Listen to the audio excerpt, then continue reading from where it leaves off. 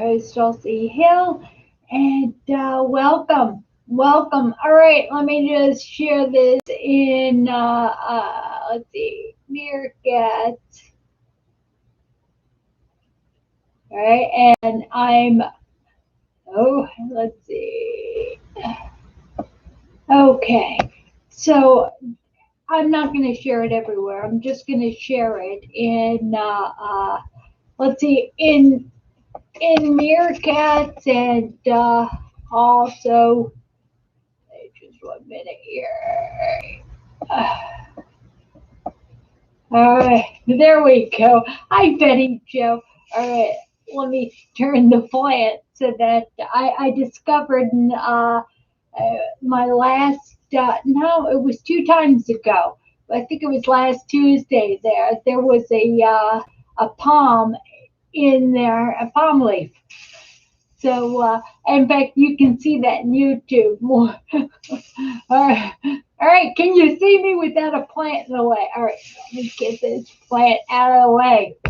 Yeah, these plants are supposed to go outside when it gets a little warmer. And on the East Coast, we don't put plants outside until, what is it, May 1st?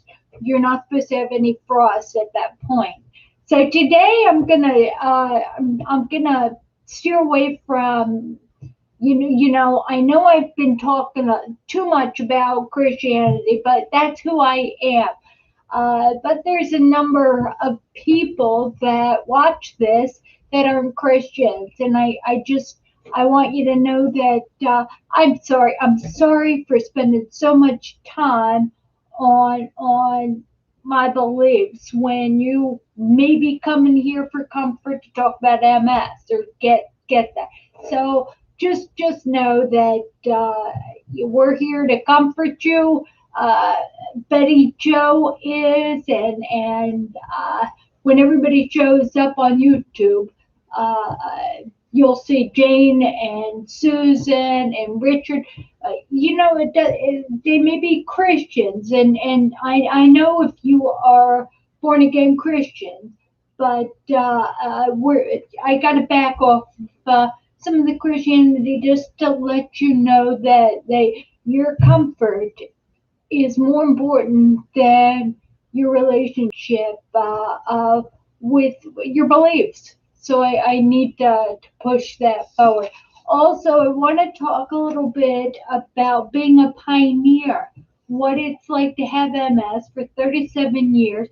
Yesterday, I spent all day at Johns Hopkins, and I'm going to tell you a little bit about that. I had, they had a neurologist, a young gal, who came in and was interviewing me, was talking to me, gave me a total MS examination, and I'll talk a little bit about that. Then my world-renowned neurologist, who is like one of the top at Johns Hopkins, she came in to talk to me about how I'm doing, and then after I talked to her, then I started my study program, and that's part of being a pioneer. Again, I have been since 1993 available. I have been so active in study programs and just participating in the future cure and the future research for people with the MS. I believe that for me, I was diagnosed with MS in 1993. They traced back my first symptoms in 84.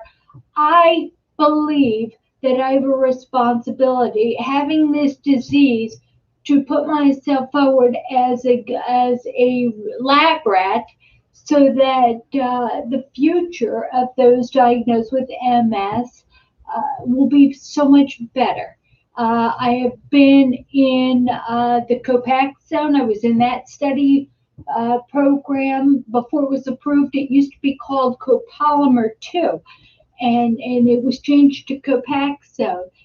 And oh, I never even checked to see if the stream. All right, I'm assuming the stream is never mind. but I was in the Copaxone study program, and that was in, let's see, in 1993. I was on beta seron. I couldn't tolerate beta seron. The study program for Copaxone, I believe it started in 94, so I was on that. Uh, and then it got approved, and they changed the name from COP2 to Copaxone, and I was on that. Let me see, for about 5 years. It stopped becoming effective to me, and I moved to the Seattle area, and I was seen by Dr. Craig Smith at Swedish Medical Center, and he insisted that I try Avonex. So I was on Copaxone and Avonex, and there was a study program to do intermittent steroids. So once a month I would do 1,000 milligrams. I was in that study. And that wasn't a good study, because let me tell you, I ended up with osteoporosis. The side effects, I didn't think about that. But we know now that being on steroids, high dose steroids as a therapy, is a bad idea if you have MS. So let me think. And then let's see, moved to Southern California, and they put me on Nivantrone. They decided that when I moved to secondary chronic progressive, they said, and that was in 2000. So I was in that study. But before I was in that, no, let me think. It was in that. I was in Nivantrone. By the way, I was at Johns Hopkins yesterday. We talked a little bit about Nivantrone. Nivantrone was a chemotherapy. It wasn't like rituximab or Ocrevus, which is not really chemotherapy. It's a monoclonal antibody. It only killed cell clusters. It doesn't kill the cell. But I was on Nivantrone, which was a chemotherapy, killed the cell. It also had side effects where it would affect your heart valve. It had side effects. Nivantrone is not used for multiple sclerosis anymore. In fact, if you've done Nivantrone, it's a risk factor that increases your PML. It puts you at so much risk of future cancers. They discovered that the side effects were so bad with Nivantrone that it was a navy blue chemo. I remember it going in my vein. My husband said, "You sure you want to do this?" And we had nothing, so we tried that. Sorry. All right. Ask me questions if you have any. The next thing that was interesting that I was on is Tisabri had a research study. It was Tisabri and Avonex, and that was, I believe, in 2001, and I was in that research study. Now, and I was on it, and it was a double-blind placebo research study. And I can't be. Where are you guys on YouTube? This is bizarre. This is unsettling. Normally people are there. What day is today? Today's Thursday, right? Where's everybody? Where is Anyway, nobody's chatting, which concerns me. But anyway, I was in that study. It was Tisabri. And but you're here, Betty Joe, and you know what? Yahoo! Thank you for watching. But anyway, the Tisabri, Avonex, it was double blind. Sarah,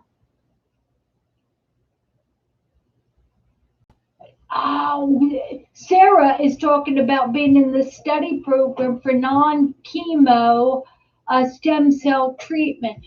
You know what, Sarah? God bless you. God bless you for it, because those of us who volunteer for these experiments give hope in the future for people with MS. So I was on that double-blind study, and until they stopped it with Disabri. They stopped it because somebody died. They in the study. Hi there, Greg. And somebody died in the study. Only then did they tell us if we had the real stuff or whether we had the placebo.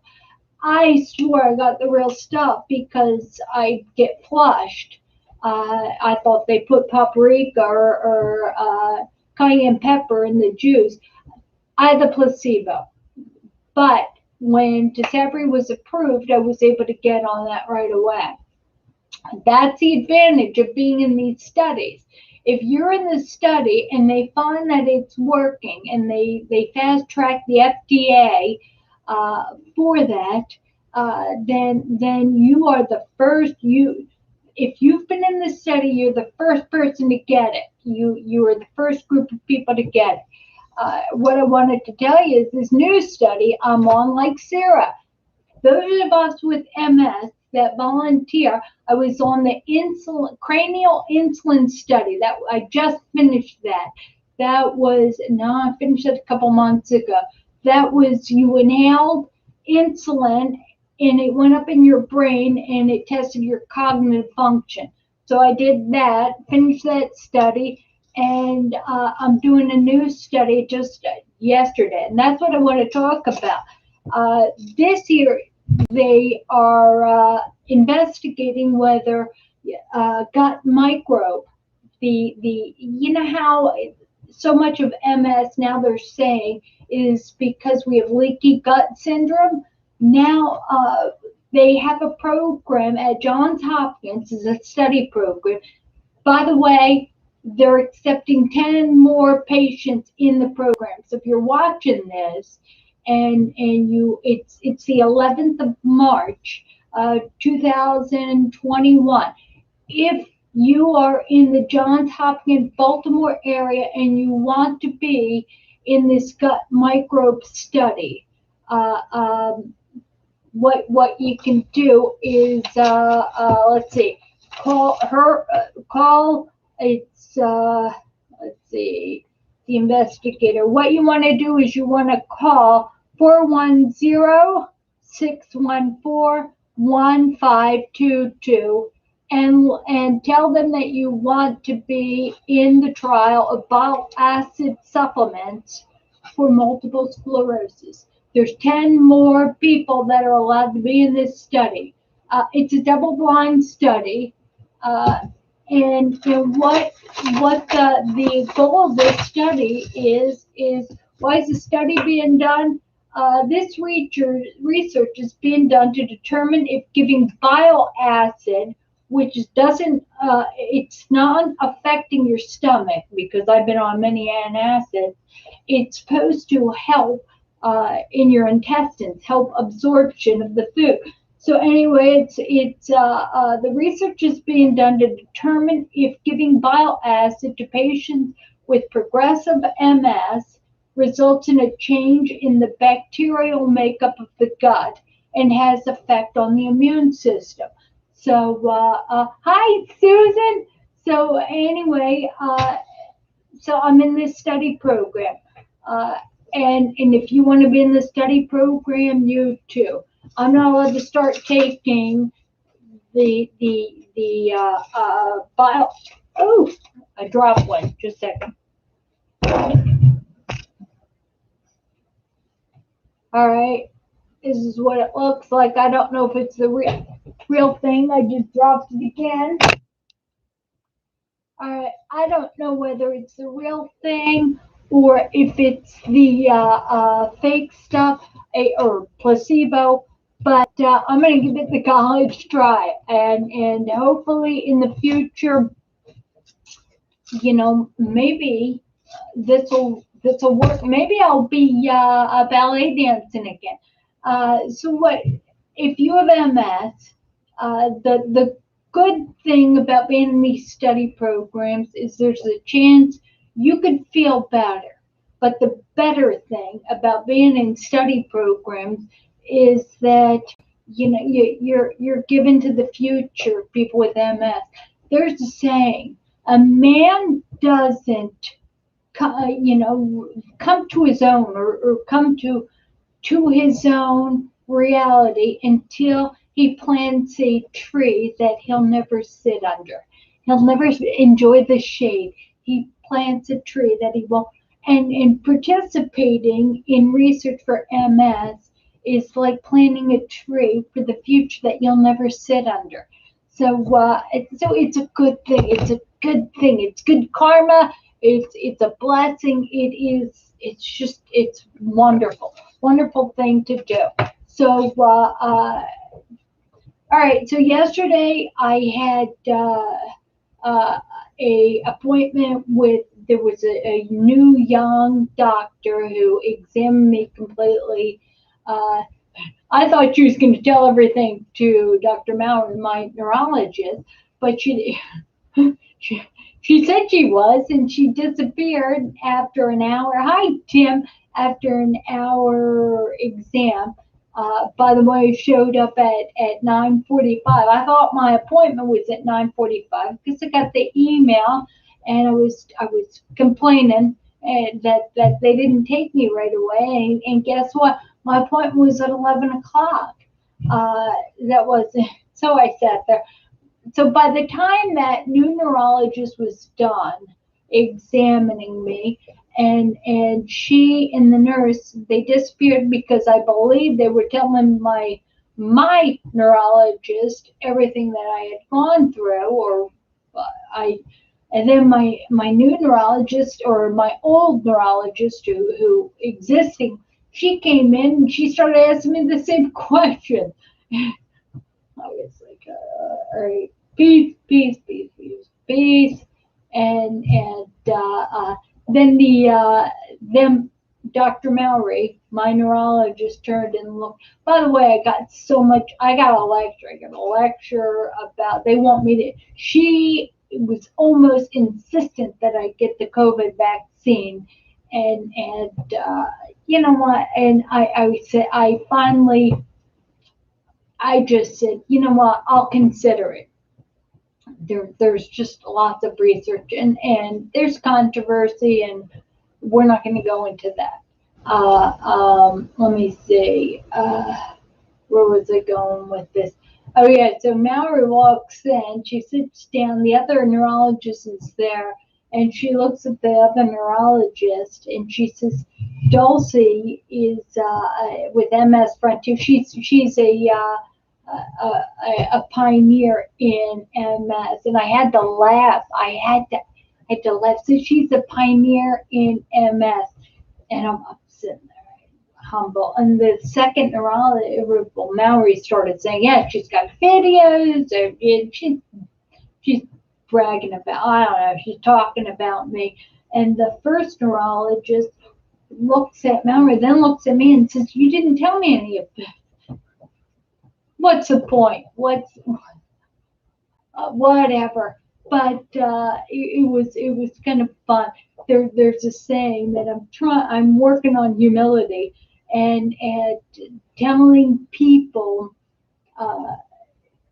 what I can help them come. I can't help anybody do anything. So anyway, it's better to be quiet and thought of as a fool than to open your mouth and remove all doubt. So I'm trying to be quiet, and so people think I'm a fool. By the way, I think I'll share with you. No, I can't do it because it. All right. Let's see. So they're talking about. Thank you, Sarah. Yeah, you know what? Sarah's saying that I do help, and I know that you guys say that, Sarah. I know you say that, but I am to the point in my life that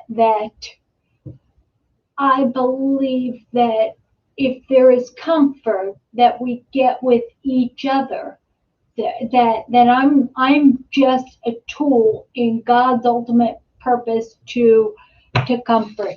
You know, it's think about all the people who say, yeah, I'm great, I'm great. I'm the reason why this is. I think a long time ago when I was a young woman, I used to believe that I made things happen.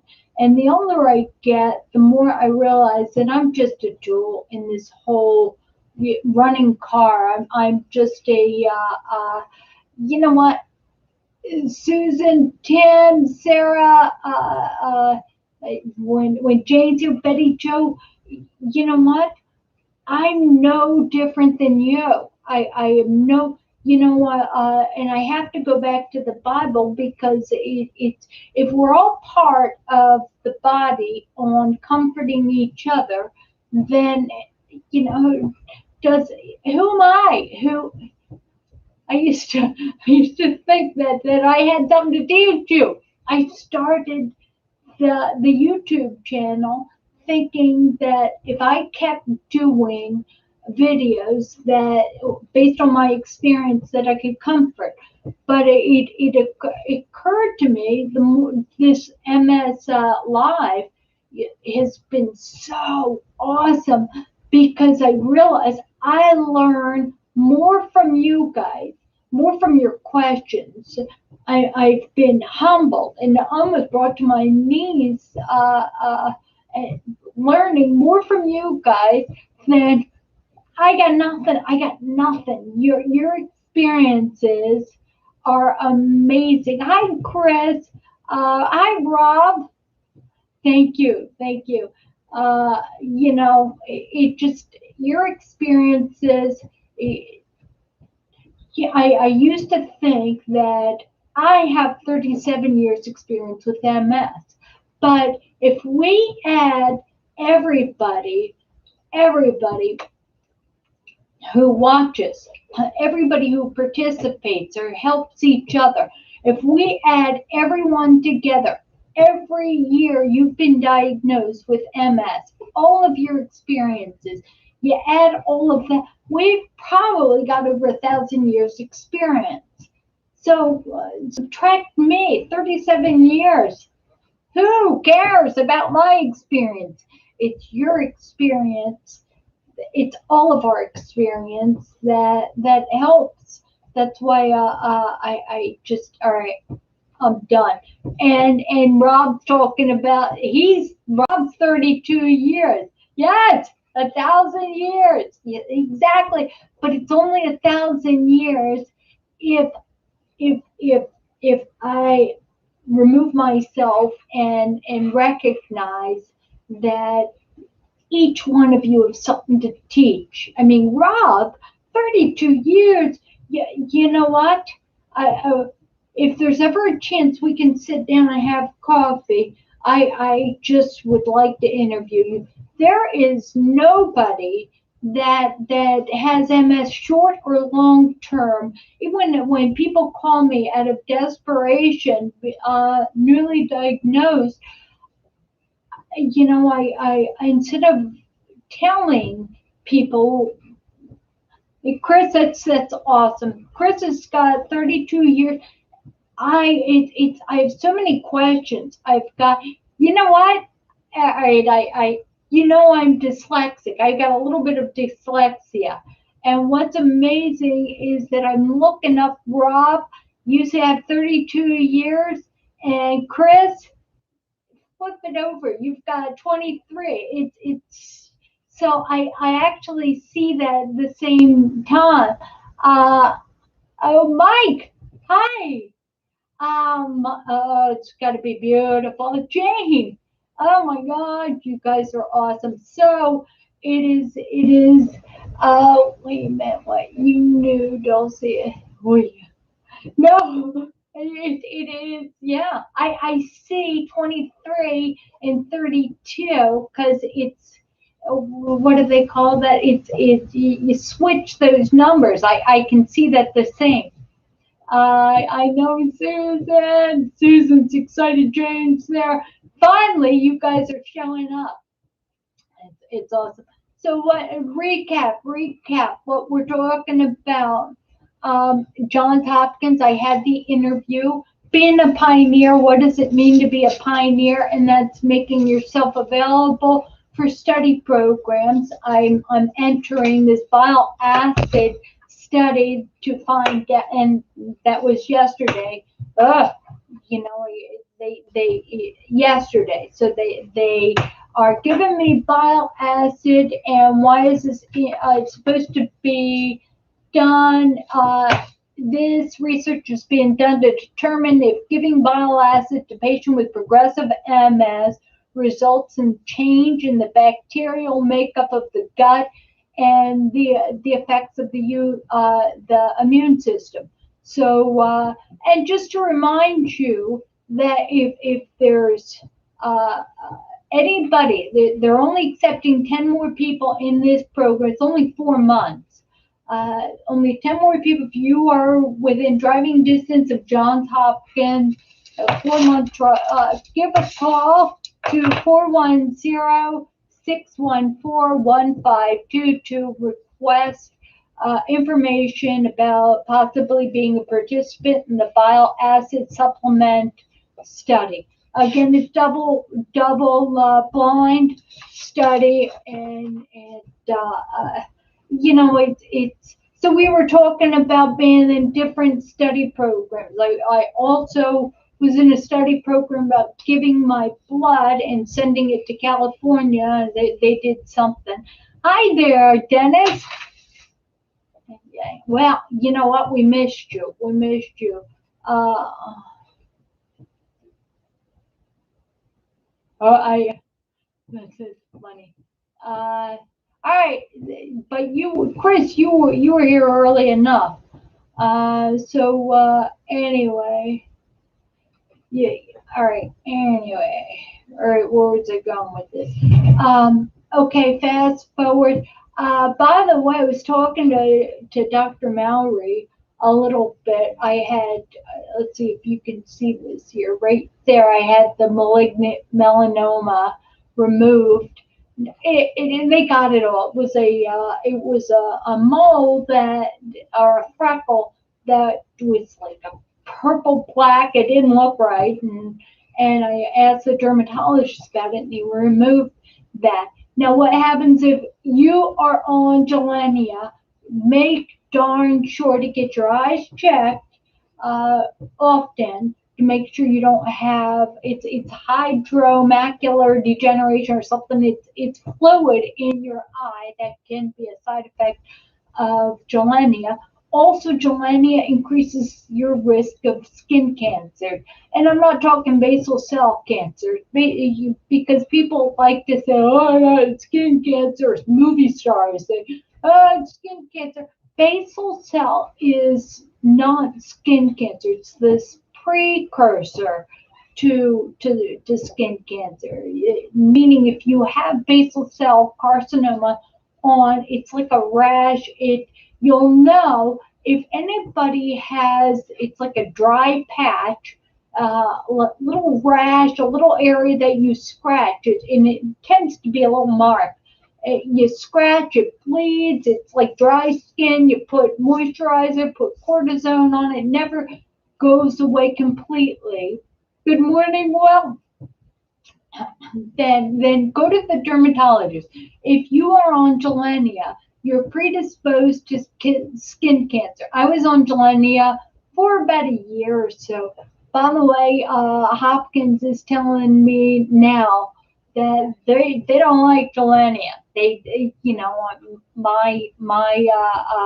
they just don't. My neurologist does not like it because fundamentally it's yeah, the side effects are really bad.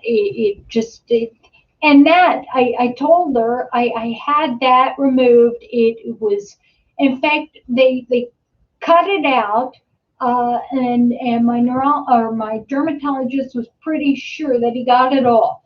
But after it got healed, he wanted me to come back, so we cut it again, deeper, and sent it to the pathologist who looked at it and said there was nothing in the second hole, and he did stitches and all. So what is so important is that Because I've had melanoma, because I've had basal cell, which basal cell is nothing.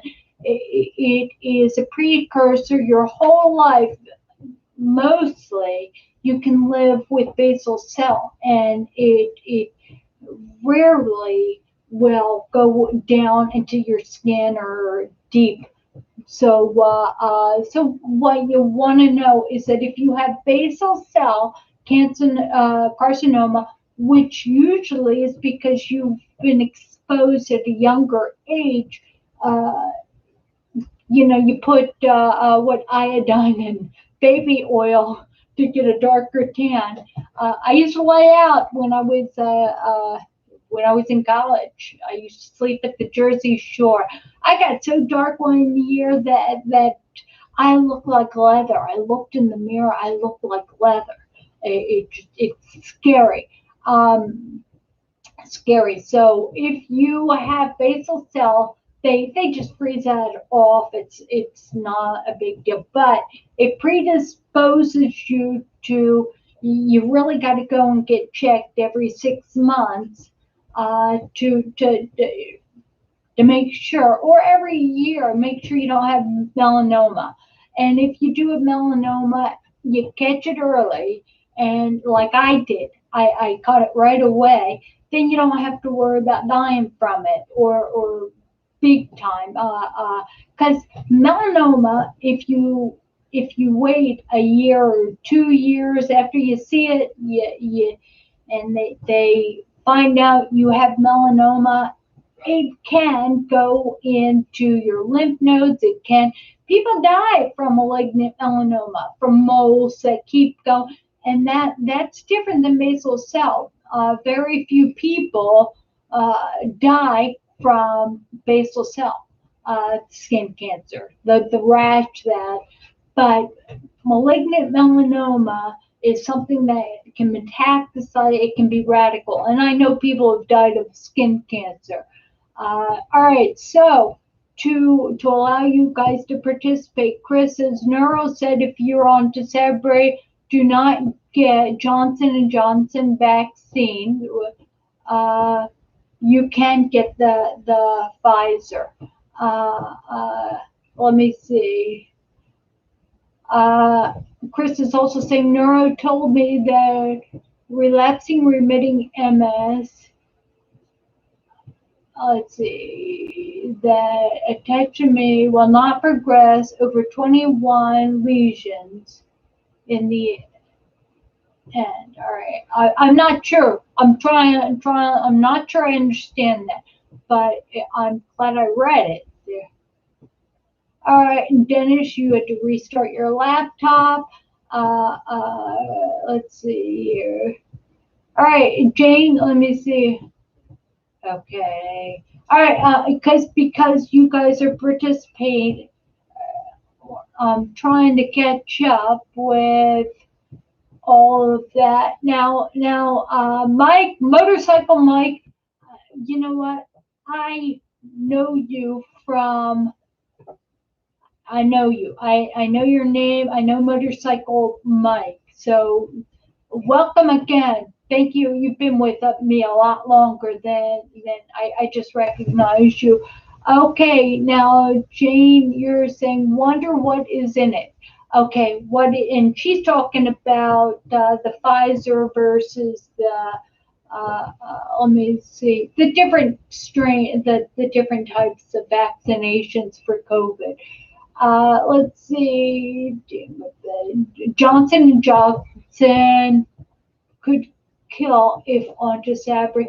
You know what's interesting is that I was at Hopkins, and I'm on rituximab, and the neurologist said if you are on rituximab or Ocrevus, you want the Johnson and Johnson one. That's the one you want. You don't, and so what's troubling is if you have MS and you're on specific medications, they have different types of vaccine. There's three vaccines. There's the Moderna, there's the Johnson and Johnson, and there's the Pfizer. And depending on medication you're on, that you're supposed to get different types of vaccination. What is so interesting is that my husband does this research, and he has found that even Moderna says that there are problems with that vaccination in that it can set you up for the precursor of cancer, and so they've got problems with that. I don't know. In fact, the neuro was so aggressive about me getting the vaccine. She didn't want me to leave without getting it. And after about 3 hours of being abused with questions and tests and stuff, I just, sometimes you're in the mood to debate or a good argument. I just was not in the mood. And she was like a duck on a June bug as far as trying to get me to get that injection. However, I kept thinking, I have a biblical marriage, and I think, my husband, I'm his female body. And the bottom line is the only reason why I didn't say, fine, bring in the vaccination, give it to me. The only reason why I didn't do that is because I kept thinking he just, he would be so unhappy. I had to guard my body for him, and he just didn't want me to have it. He has and she wanted to argue about me getting it, and I finally said to her, I'll consider it. Just so we'd stop talking about it. I just didn't feel like debating. So I came back and I was talking to my husband about how she wanted to argue about that. And you know what he said? He says, I'll take it from here so that she can. In fact, I'll email her and say, you know what? If you can convince my husband that why I should get it, if you can convince him and he says it's okay, then I'll get it. But anyway, he's got facts and figures, and so he does not believe in getting the vaccination. He thinks that there is more nefarious, more bad things that can happen from you getting the vaccination than getting COVID, especially when it can be treated with hydroxychloroquine. There are different medications that have the chance of healing you, a better chance of healing you. All right, let me see. All right, Tim Richards is saying that AstraZeneca, I guess they have a vaccine as well. I didn't realize that. And Chris is talking about, yeah, that's right. Talk to your neurologist before you get any vaccination, because different. Hi, Mace. I missed you last week. Again, what we're talking about is that Chris said that she's on Tysabri, and her neurologist said that if you're on Tysabri, do not get the Johnson & Johnson vaccine. Now, my neurologist said if you are on Ocrevus or rituximab, the only vaccine you should consider getting is the Johnson & Johnson. Let me see. All right, let's see. All right, and Chris is saying vaccine is just a 2-year trial, as far as anyone knows. Mace got the Pfizer. Mace, remind me, what medication do you take to a disease-modifying medication?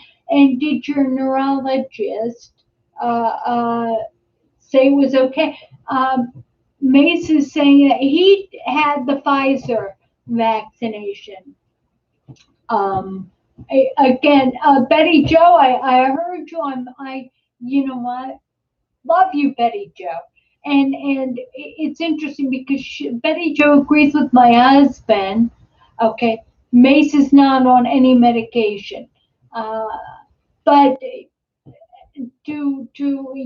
just to remind you, Mace, and all, one of the things that Hopkins was just like on me like a duck on a June bug to take this vaccination, the Johnson and Johnson one, and I had been there for, gosh, I was there for a total of 5 hours yesterday between my exam and then the study program that I'm entering, and so I finally had to say to the neurologist, I'll consider it. But the only reason why I didn't get the vaccination right then, as much as she was insisting, is because I believe my body is my husband's property too. So I can't say yes to a vaccination if my husband is so dead against uh, everything he has studied. He doesn't want me to get it. When the neurologist said, I want you to have it, I'm worried about you, and I said, I'll consider it. And my husband said, I will, I'll take it from here. I'll argue with the neurologist. Let me present the facts why I don't believe in any of these vaccinations. They haven't been studied very long. Just different strains of the vaccination have different problems. And I like what you said, Betty Joe, is that she agrees with my husband. My husband says, you know what? You are absolutely right, Tim. Who am I? So this is my husband's feelings. I'm a biblical wife, so I need his approval yeah, he just, so anyway, yeah, he looks out for me. So Tim reminds everyone, and including me, that I'm not a doctor, but I love to study the results, the long-term results on any of these injections, these vaccinations. They're not there. So it's kind of like I was talking about me being on Navantrone. Uh, I took Navantrone, it stopped my secondary progressive MS. It stopped it for 2 years. Uh, However, it's you don't want to take anything now that in the future you don't know how it'll come out. Tim says, uh, yeah. So you know what you have to do, and Tim reminds us, is that everybody should pray about it and do what they feel is right. Again, it just when you watch this, and we lean on each other, a lot of us like to make decisions by committee, right? Decisions by committee. It's like, I don't know, but I'm going to poll all of my friends, my family members. I'm going to poll everybody, and you guys are going to decide for me so I don't have to think about it, right? Decisions by committee. And decisions by committee, you know what? Dennis, my husband, is not a doctor. In fact, if anything, if you look back there, I study orthopedics and neurology, and yeah, I was talking so much to this new neurologist that my existing neurologist is like, Dulci knows a lot about paresthesia, I could explain exactly when they were testing for Babinski's reflex. They asked me if I had Lermit sign. I can, thank you, Chris. I can talk the talk. And Dennis, I can understand that my husband is not a doctor, but what I respect anybody who is not a doctor and may not know the mechanics of cancer, of chemos or stuff, if you give me the research behind the statistics, which is what my husband does, he may not know the molecular reasons, but the logic of the research is up there, and what the drug companies are reporting. I mean, if you go back and you look at Ocrevus and rituximab, I did a video. I had a cease and desist uh, on that video, and it was all about how rituximab, monoclonal antibody, should have been approved for MS, except Genentech is the drug company, wasn't going to put research to medication that the patent went off of. So why would a company put research to get something approved for MS when it could be generic? There was no money in that. So what they did is they changed it. The reason they changed the medication just a bit to make, and they labeled it Ocrevus. Problem is it didn't have the research, the long-term research. Does it cause cancer? Does it make you more susceptible? It didn't have that. Rituximab did, but Ocrevus, it was changed enough that they could put a new patent, get it, put the research in it, get it approved for multiple sclerosis. Therefore, insurance companies could accept it. They could get the, yeah, I'm not allowed to say. I know things. I know things about how much is safe, how can you make this drug more profitable. I know things that I'm not allowed to talk about, but I'll just say that, you know what, you can't think that these drug companies or these vaccination companies are angels. They have our best interest at heart, and it's important to think that Ocrevus, they got it approved for MS because that's where the money was. How much is effective? That's why I tell you the protocol is that you get it every 6 months, every year. Guess what? Guess what? There's a test. It's a blood test. So if you're on Ocrevus or on rituximab, instead of doing it within the frequency they want you to do it because there's money, the more often you get the IV, the more they can charge your insurance. If you go for a blood test to measure your CD19 and 20, you want rituximab and Ocrevus kill the CD19 and 20. If you look at the blood test, the idea is that if it's over 1%, then you might want to consider getting your next infusion. So don't wait. Even I was sitting there at Hopkins, and the neurologist said, "Oh, we should schedule your next infusion." And I looked at her. I said, "No, no, no." She forgot who she was talking to. I said, "No, you're not going to schedule my next infusion until we get the blood test for the CD19 and 20. If that is above, I like to look at it above 2%.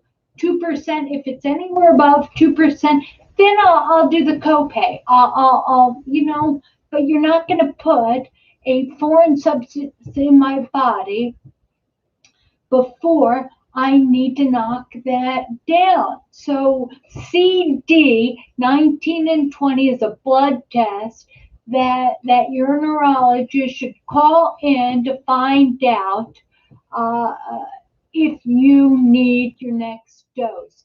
Don't, you know what?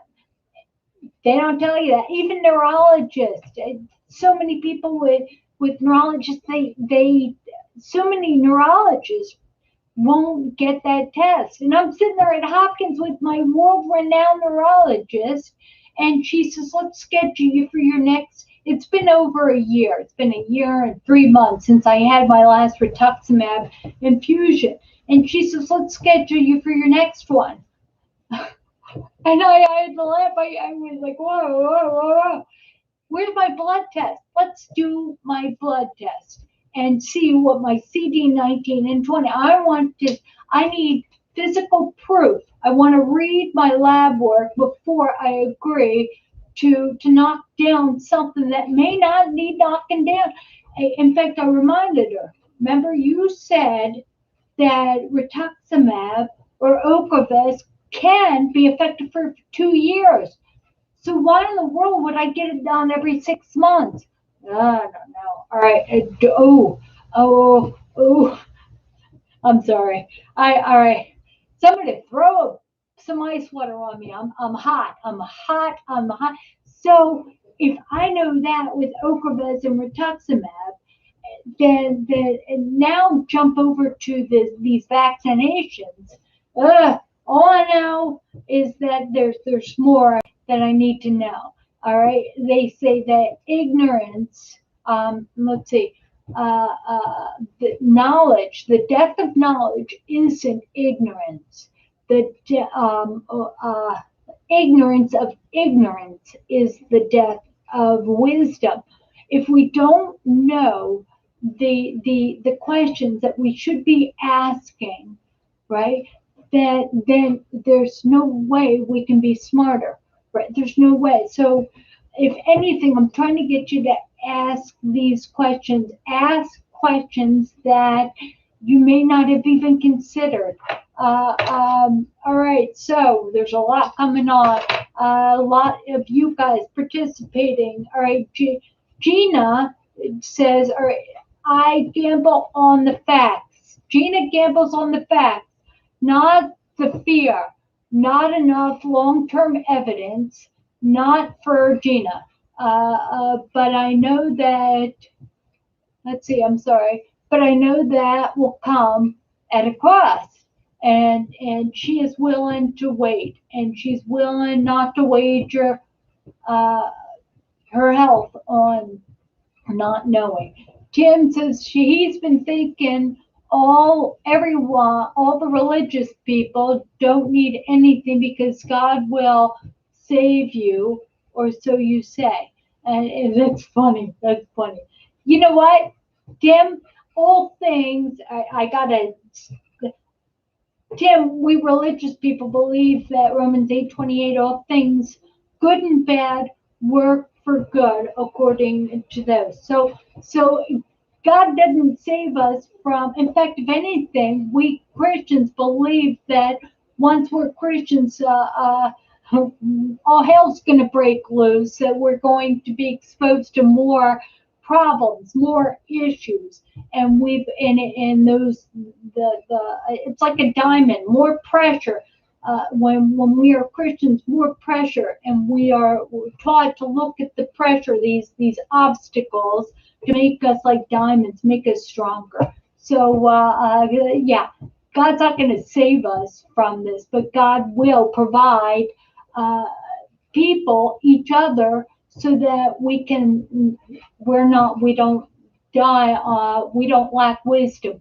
We start to learn the questions that we should be answering. God's providing you, Tim, with knowledge from all of us right now to question. All right, so all right, so Tim, all right, Chris says, Amen, General Ron. All right, Ronnie and I, Chris is talking about, say, no, common sense is just what's needed for us. Yeah, common sense. Yeah, we have common sense, but you know what? I know that when I'm tired and I'm run down, and I'm being bullied by Hopkins, by brilliant people who I respect, who insist on me getting something, and I trust her so much in so many ways. But common sense is, all right, fine, give me the shot. But I can't. Common sense is, if I would have taken that shot, I would have been awful with my husband. It would have been dishonest, and it would have discounted the people who love me and do this research when I didn't feel like it. Uh, uh, and you know what? Tim Richards, look at Jim Donaldson, says, you know what? If we are killed, if this study, this bile acid study that I'm in, if it ends up killing me there, it's the future. You guys will know. Don't take bile acid. Ultimately, it's all going to work out for good. So, you know what? The one thing, Tim Donaldson, is God will save us, but it's not the pain or the difficulties on earth. God will save us in that we can cut the strings of having nothing on this earth while you're alive means that much to the eternity. If we're only here for a short amount of time, then who cares we have MS? It's people have it worse, people have it better. Yesterday, or was it 2 days ago, it's amazing how God just works through you. And I was getting the T-Bird registered, and I came out to my truck with my husband's truck with the walker, and a young guy walks by, and he says, "Ma'am, do you have the time?" And I said, "Well, it's in my husband's truck. If you come over and get my walker in the back of the truck, I'll tell you the time." So he walked across the street and he put it in the truck, and I said, "Why do you need to know the time?" And he said, "Because I got to be at my friend's house at 2:30." And I said, "Jump in the truck. I'll drive you to your friend's house," because he was never going to make it. And I started talking about to him, and you know what? This poor guy God works through us, and just he's 29, and he had so many things that would.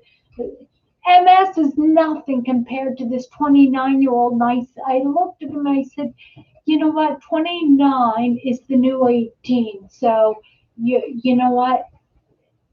Yeah, the new 18. So you got to get your life together this next year, and you got to stop chasing things that aren't going to make you feel good." So we started talking. Oh, he was and we prayed, but it's so awesome. It's so awesome to let God dictate who needs you. And I tell you what, it's this here is such a small bit of the ministry. You guys, but it's amazing when you go outside in the world what happens to me on it. I mean, I put the truck in reverse when I got inspected, and I bumped a car beside me, and at the woman. You guys would have you'd laugh so much, and I know I'm coming towards the end, but just this she was so upset, and she was angry, and I gave her my insurance, I gave her everything, and I eventually was about a half an hour later, I was able to pull her aside, and I found out, oh, she just let loose a load of problems. And you know what? I got to pray with her, and she's a Christian. It just was amazing.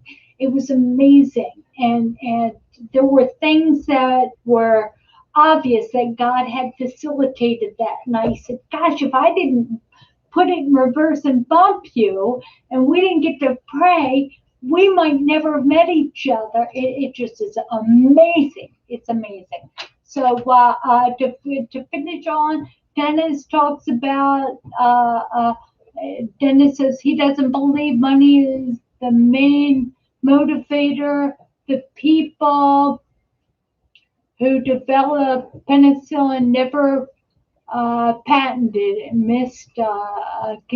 Yes, but I will say, Dennis, if you get a chance, it's called The Emperor of All Maladies, and it's about the evolution of cancer and the look on how they were going to treat it, the study of how to treat cancer. Now, when I was in college, pharmacology, I studied cancer, and I'll tell you what, and how to treat it, and chemotherapies, and I'll tell you what, Emperor of All Maladies.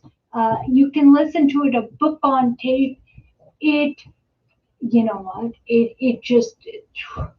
it will blow your mind on these studies on it'll blow your mind, and all of a sudden you listen to that, and then you take in consideration the studies of MS, the studies of these vaccinations. The Emperor of All Maladies. It's by a guy named Siddhartha. It just amazing, amazing. All right. Thank you, Chris. I know it's 11 o'clock. Let's see. Sarah needs to wash her hair. And Susan says we all have the right to choose.